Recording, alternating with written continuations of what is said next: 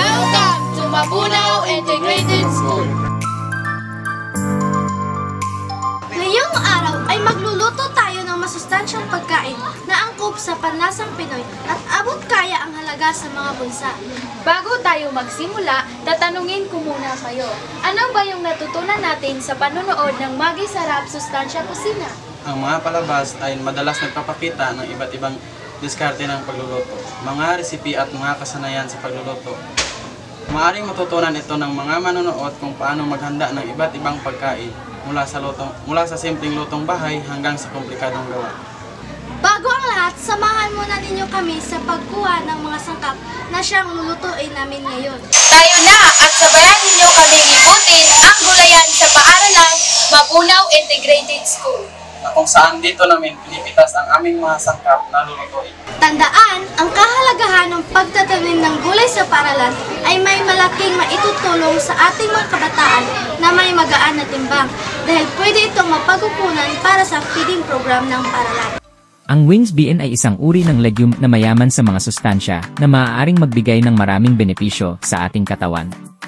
Isang mahusay na alternatibo sa karne dahil sa mataas nitong nilalaman ng protina na mahalaga para sa paglaki at pag-repair ng mga cells sa katawan. Ito ay naglalaman ng iba't ibang mga bitamina at mineral tulad ng iron, potassium, at calcium na mahalaga para sa iba't ibang mga function ng katawan. Ang sayote ay isang mahusay na pinagmumulan ng vitamin E, isang antioxidant na tumutulong sa pagpapalakas ng immune system, paggaling ng mga sugat, at pagprotekta sa mga cells mula sa oxidative stress. Heto na, kumpleto na ang mga sangkap mula sa tahanan at paaralan. Alam niyo ba na ang mga sangkap na ito ay talagang masustansya? Lalo na ang aming main ingredients na karabansos or wing beans at organic chicken. Tama ka dyan, Ate Rachel. Ito ang nagpapatibay ng ating resistensya, lalo na hahaluan pa natin ito ng sayote, alugbate, at mga spices.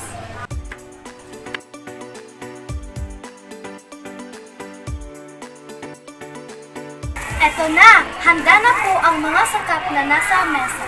Na po natin ang pagluluto na siyang kukumpleto sa pinggang Pinoy na may go, grow at glow.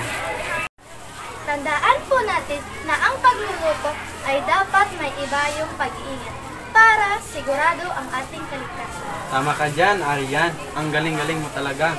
O siya, simulan na natin ang ating cooking session.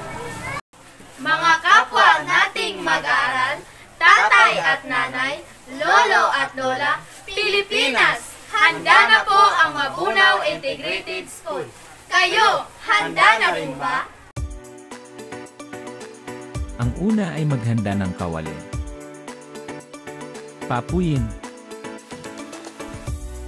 Maglagay ng kaunting mantika, sibuyas at bawang.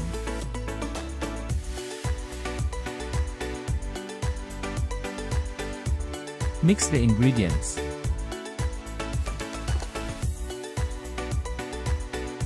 Next ay green bell pepper at red bell pepper.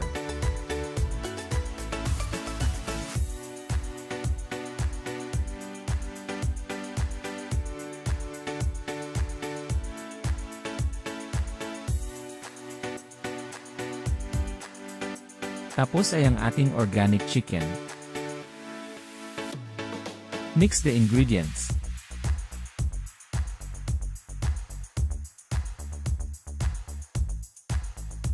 At ilagay na ang ating karabansos at sayote.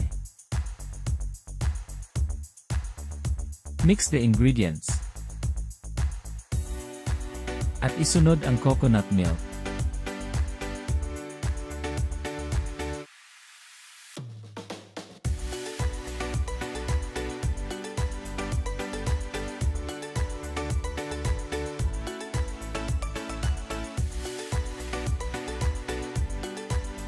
At ang nagpapasarap ng lahat ay ang Maggi Magic Sarap. Amoy pa lang siguradong masarap na.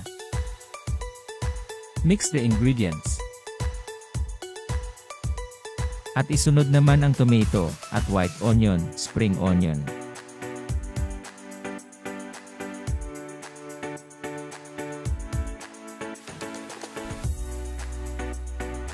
That's it. And sunod naman ay plating at garnish. Sa halagang 300 pesos, ay may Carabansos Chicken Express ala Mabunaw ka na. Next naman ay ang ating dessert. Mash the potato. Put in the blender. Add water. Add 2 eggs. Add Nestle Carnation condensed milk. And the last is Nestle cream. Blend the ingredients. In a pan, put sugar. Heat the pan and wait until the sugar caramelizes. Put in the steamer.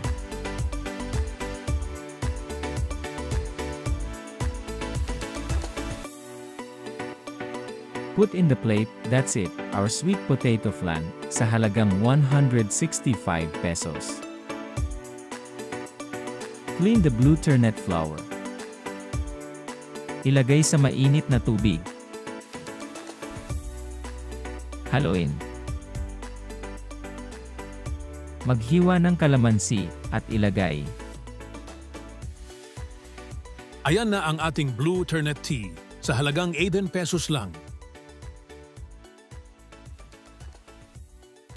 Narito na po ang aming pinggang Pinoy, ang Carabansos Chicken Express ala Mabunaw. Na may kasamang sweet potato flan ala Mabunaw at may kasamang blue turnip tea, na kung saan ito ay sobrang yummy at healthy pa. Heto, handa na po ang ating pinggang Pinoy. Tara, tikman nyo na ang aming recipe. Maraming salamat sa inyong panonood. God be the glory. Magandang buhay from Mabunaw Integrated